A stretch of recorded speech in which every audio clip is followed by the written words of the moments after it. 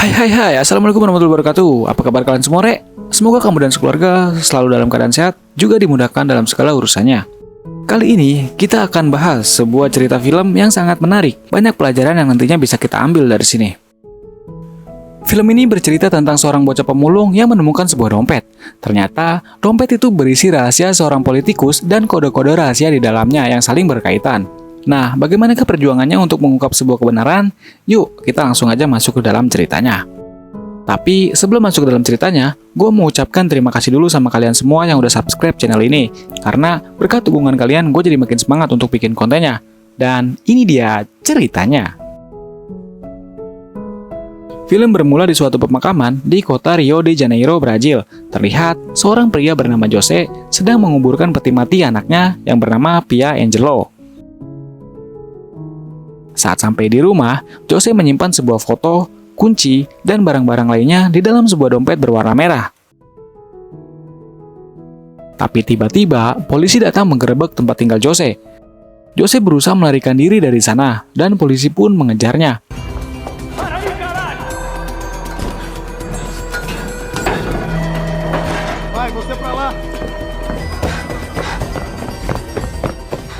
Para polisi menembak kaki Jose hingga dia terpojok. Lalu, Jose membuang dompetnya ke sebuah truk sampah yang kebetulan lewat di sana. Beberapa saat kemudian, truk sampah tadi telah sampai di tempat pembuangan akhir. Seorang bocah pemulung bernama Rafael menemukan dompet yang tadi dibuang oleh Jose.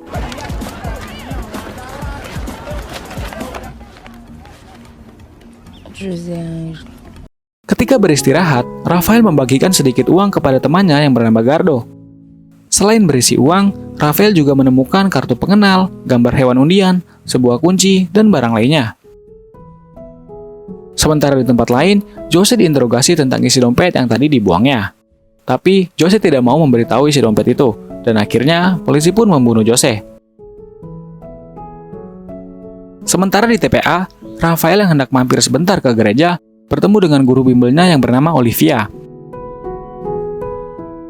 Kemudian Gardo menyusulnya. Gardo memberikan uang yang tadi untuk membeli sepotong ayam supaya mereka bisa makan enak nanti malam.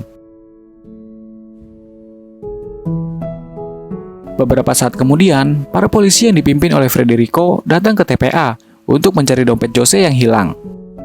Federico bertemu dengan Gardo yang minta difoto saat itu. Gardo menanyakan kenapa banyak polisi yang datang ke sana. Federico pun menjelaskan kalau mereka sedang mencari sebuah dompet yang hilang. Federico juga mengatakan kalau dompet itu adalah barang bukti yang sangat penting.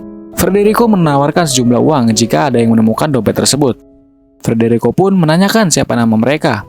Gardo pun mengenalkan dirinya dan juga Rafael. Qual é da polícia vir procurar uma carteira aqui?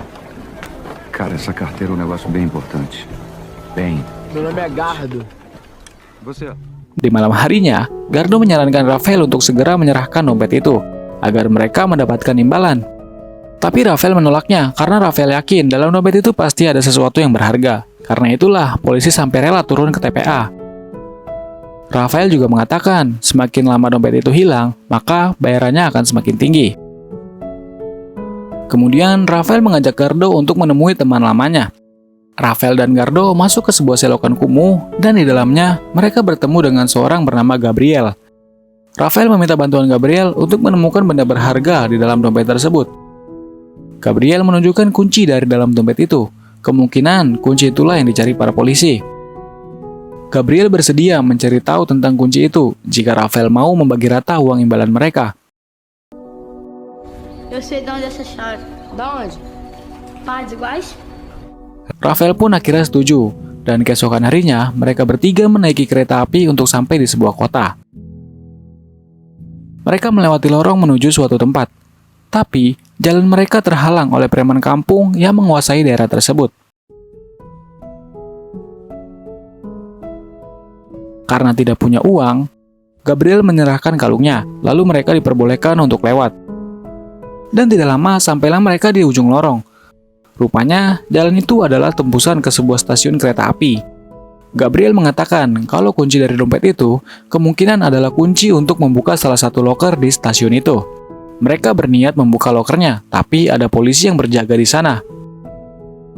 Gardo pun berinisiatif mengalihkan perhatian polisi dengan pura-pura menjadi pencopet. Dan akhirnya, para polisi pun mengejarnya.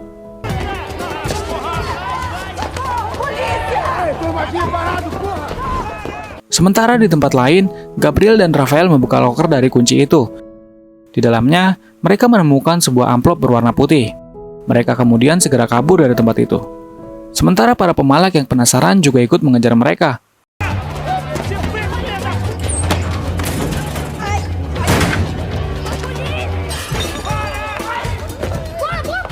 Akhirnya, mereka pun berhasil kabur dan bertemu kembali di dalam kereta api.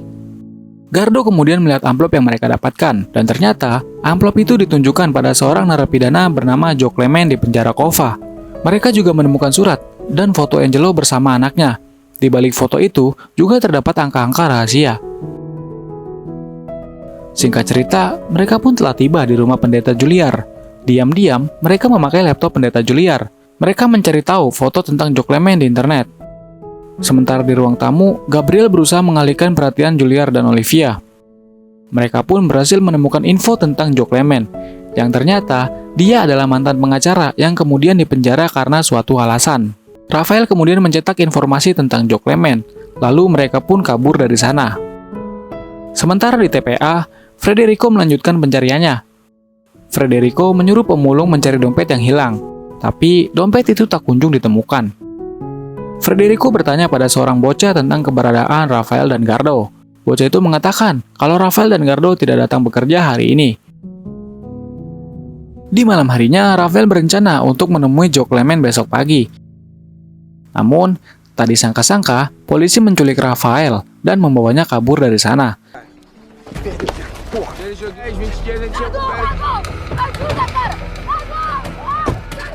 Gardo dan Gabriel yang mengetahui hal itu segera melaporkannya kepada pendeta Juliar. Sementara di tempat lain, Rafael dibawa keluar dari mobil, lalu kepalanya dibenturkan ke mobil oleh polisi itu. Para polisi menyuruh Rafael menunjukkan di mana dompet itu berada, tapi Rafael hanya diam dan tidak mau berbicara. Federico kemudian menyuruh anggotanya menutup kepala Rafael, kemudian dimasukkan ke dalam mobil. Kaki dan tangannya diikat, lalu polisi itu mengemudikan mobilnya secara ugal-ugalan, yang membuat Rafael terpontang-panting di dalamnya.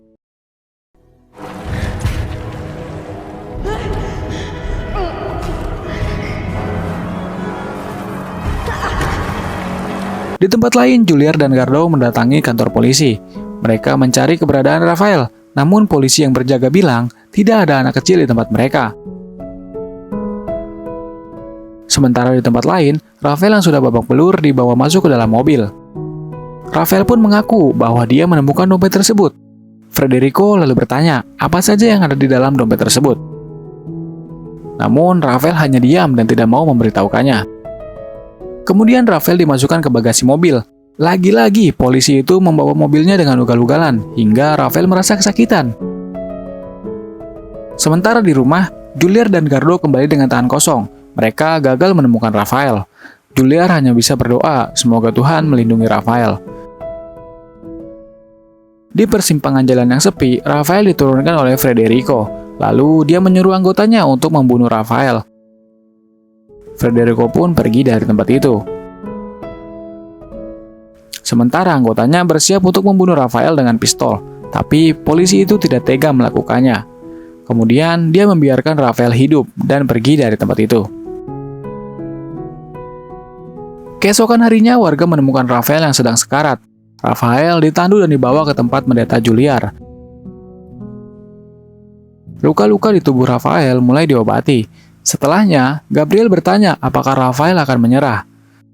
Rafael mengatakan bahwa dia tidak akan menyerah sampai mati. Di malam harinya, Olivia pulang dan dia terkejut melihat Rafael dan teman-temannya berada di rumah. Gardo dan Rafael menjelaskan bahwa Rafael baru saja dihajar oleh polisi dan Rafael butuh keadilan. Gardo meminta Olivia menemui seorang pengacara, yaitu kakeknya sendiri. Beberapa saat kemudian, Rafael mengatakan bahwa dia ingat sesuatu. Para polisi sebelumnya membicarakan seorang pria bernama Santos. Gabriel pun bilang kalau dia tahu tentang Santos. Gabriel mengatakan Santos adalah seorang politikus kotor yang ingin menjadi wali kota di kota tersebut. Santos tinggal di rumahnya yang berada di dekat pantai. Keesokan harinya, Rafael dan Gabriel pergi menuju rumah Santos.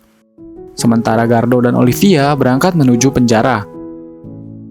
Singkat cerita, mereka pun tiba di penjara. Petugas sipir melarang Gardo untuk masuk karena masih anak-anak. Namun Gardo mengatakan ia ingin menjenguk kakeknya, dan akhirnya petugas itu pun memperbolehkannya. Mereka pun dibawa dan bertemu dengan seseorang yang ternyata orang itu adalah Joe Clement. Gardo memberikan pesan terakhir Jose Angelo yang masih dia ingat. Di surat itu, Jose mengungkapkan kerinduannya pada pamannya yaitu Joe Clement.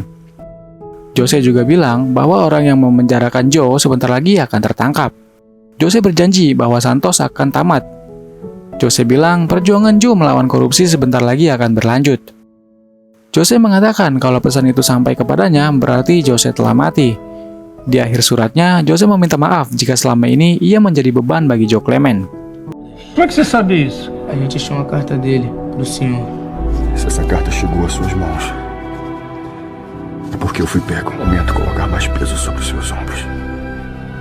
O senhor já sofreu demais. Ajuda a gente. Sementara di tempat lain, Rafael dan Gabriel telah sampai di rumah Santos. Di sana mereka bertemu dengan seorang tukang kebun. Di tempat itu, Gabriel melihat banyak petugas keamanan yang berjaga-jaga.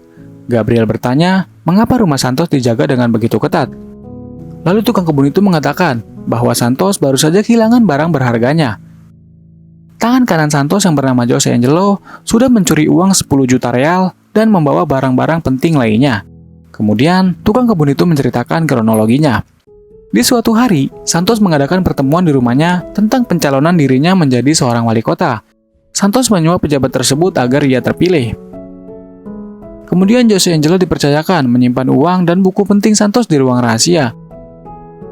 Di malam hari, Jose sengaja merusak kulkas milik Santos. Dan keesokan harinya, kulkas itu pun sudah tidak berfungsi lagi. Jose pun menyarankan untuk mengganti kulkasnya dengan yang baru. Kemudian, di malam berikutnya, Jose beraksi lagi. Di ruang rahasia, dia mencuri uang Santos dan juga buku yang berisi daftar orang-orang yang pernah menerima uang suap dari Santos. Jose memasukkan semua itu ke dalam kulkas. Kemudian, Jose membayar kurir untuk mengantar kulkas rusak itu ke rumahnya. Dan itulah alasan kenapa Jose menjadi buronan. Kembali ke masa sekarang, Gardo memberitahu Joe tentang angka-angka yang ada di balik foto Jose. Joe bilang dia tahu tentang angka-angka itu. Angka-angka itu adalah sebuah kode rahasia dari Jose. Untuk memecahkannya, Joe butuh Alkitab itu. Namun penjaga tidak mengizinkannya karena jam besuk sudah habis. Penjaga itu berjanji akan memberikan Alkitab itu jika Gardo kembali keesokan harinya. Joe menitipkan pesan terakhirnya kepada Gardo, bahwa ia yakin Gardo pasti bisa memecahkan kode-kode dari Jose. Gardo hanya perlu mengurutkan ayat-ayat dan angka-angkanya, maka kode itu akan terpecahkan. Gardo kemudian keluar dari sel dan berniat untuk pulang. Namun, seorang petugas bernama Marco menghentikannya. Petugas itu meminta tebusan uang 1.000 real jika Gardo menginginkan Alkitab Joe Clement. Singkat cerita, mereka semua pun telah sampai di rumah. Olivia bertanya kepada Rafael dan kawan-kawannya mengapa mereka melakukan semua ini. Rafael dan Gardo bilang ini semua untuk mengungkap kebenaran. Kemudian Olivia menawari mereka untuk membuat sebuah rekaman. Mereka pun bersedia, lalu rekaman itu pun dibuat. Di dalam video itu, mereka menceritakan semua kejadian yang telah mereka alami, seperti Rafael yang dipukuli oleh polisi dan kejadian lainnya. Sementara Federico menerima telepon dari Santos, yang meminta buku dan uangnya segera ditemukan. Santos menyuruh Federico untuk menghancurkan tempat tinggal Rafael dan kawan-kawannya. Beberapa saat kemudian, polisi datang menggerebek tempat tinggal Olivia. Lalu Federico menemukan dompet yang selama ini ia cari, tapi isinya sudah tidak ada. Federico kemudian mengangkut Olivia untuk diamankan. Dan di pemukiman warga, semua rumah dibakar oleh polisi. Rafael dan Gardo hanya bisa melihat rumah mereka lenyap dari kejauhan. Kemudian mereka memutuskan untuk kembali ke kota. Mereka berniat mengambil Alkitab dari Marco, namun mereka tidak tahu caranya, karena mereka tidak punya uang untuk menebusnya. Di tengah jalan, Gabriel berpisah, kemudian kembali pulang. Di sana, terlihat warga korban kebakaran yang berbondong-bondong mengungsi ke gereja. Gabriel masuk ke kamar Juliar, lalu mengambil uang simpanan milik Juliar. Saat Juliar kembali ke kamarnya, ia melihat uangnya sudah tidak ada lagi. Gabriel meninggalkan sebuah kertas beserta namanya dengan wajah yang sedih. Kemudian Gabriel kembali dan memberikan uang hasil curiannya kepada Rafael. Lalu uang itu mereka pakai untuk menembus Alkitab dari Marco. Esok harinya, Rafael menyusun rencana yang matang untuk Gardo. Kemudian mereka pun berangkat. Mereka bertemu di sebuah restoran. Lalu Gardo menebus Alkitabnya dari Marco. Ternyata Marco mengetahui rencana mereka dan Marco pun menahan Gardo.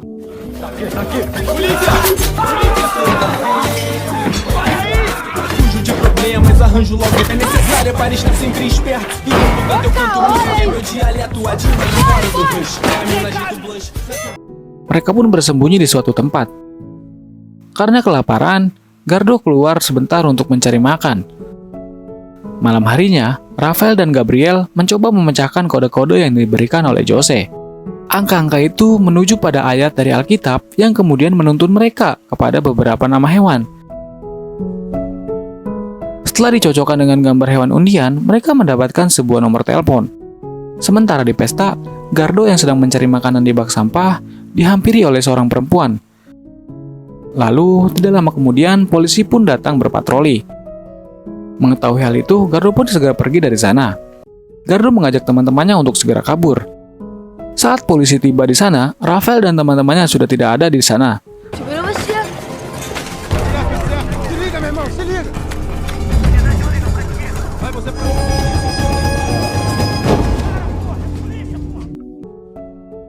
Mereka lalu dituntun oleh perempuan yang tadi ditemui oleh Gardo.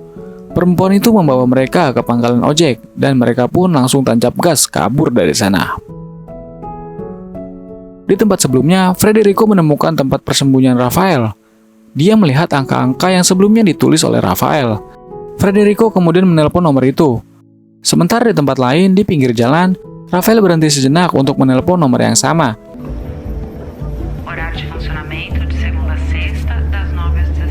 Nomor itu ternyata adalah nomor yang merujuk ke tempat pemakaman bernama Saint Francis. Rafael dan teman-temannya bergegas menuju ke pemakaman itu. Sesampainya di pemakaman, Rafael melihat petunjuk terakhir dari Jose. Petunjuk itu berupa kalender yang di dalamnya ditandai bulan 6 tanggal 17. Kemudian, Rafael mencari kuburan yang berhubungan dengan angka tersebut. Di luar pagar, tampak Federico telah sampai di tempat itu juga. Sementara di dalam, Rafael sudah menemukan kuburan yang sama dengan petunjuk kalender. Kuburan itu berada di blok 6 nomor 17, dan ternyata itu adalah makam Pia Angelo yang merupakan anak dari Jose Angelo.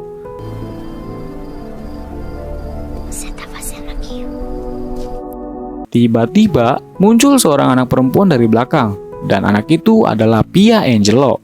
Pia mengatakan dia sedang menunggu kedatangan ayahnya. Melihat Pia yang masih hidup membuat Rafael semakin penasaran dan bertanya-tanya apa isi di dalam makam tersebut. Kemudian Rafael pergi sebentar untuk mencari teman-temannya. Namun ketika kembali, Rafael melihat teman-temannya sudah ditangkap oleh Federico. Mereka disuruh membongkar kuburan Pia dan mengeluarkan peti dari kuburan itu. Ternyata peti itu berisi uang yang selama ini disembunyikan oleh Jose. Kemudian Federico menelpon Santos. Dia melaporkan kalau uang dan bukunya telah ditemukan. Namun dari belakang, Pia membawa beton dan menjatuhkannya di kepala Federico.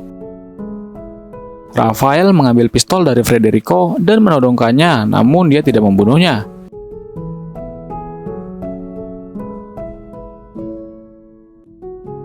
Singkat cerita, mereka pun kembali ke TPA. Rafael dan Gardo pergi ke tempat yang tinggi, sementara Gabriel dan Pia pergi ke rumah Juliar. Gabriel mengembalikan uang Juliar yang telah ia curi. Saat dilihat kembali, ada kertas bergambar kegembiraan yang ditinggalkan oleh Gabriel. Gabriel juga meninggalkan beberapa kepok uang di laci kerja Juliar. Kemudian mereka membagi-bagikan uang yang mereka dapat dan menghamburkannya di udara. Sementara di bawah, para pemulung mulai berdatangan mengais uang yang berjatuhan.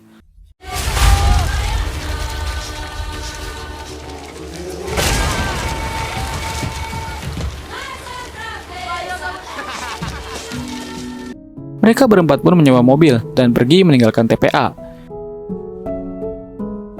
Di gereja, Olivia kembali pulang dan kemudian menanyakan kabar anak-anak kepada Juliar.